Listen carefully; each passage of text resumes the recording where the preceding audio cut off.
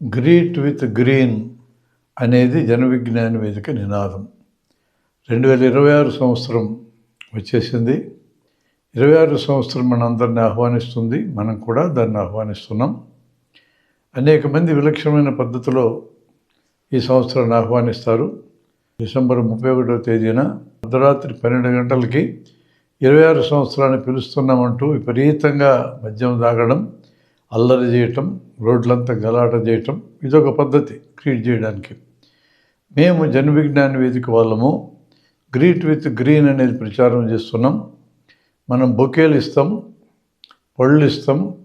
ఇవి కాకుండా చెట్ల నుంచి లాగిన పూలతో, ఆకులతో తయారు చేసిన బొకేల కంటే చెట్లనే తయారు చేయడానికి పనికొచ్చే మొక్కలను ఇస్తే, ఈ మొక్కని ఇంట్లో పెరట్లో నాటుకున్నా, పొలం దగ్గర నాటుకున్నా కొన్నాళ్ళకి అందమైన మొక్కగా మారుతుంది. మరికొన్ని అయితే వృక్షాలుగా మారుతాయి.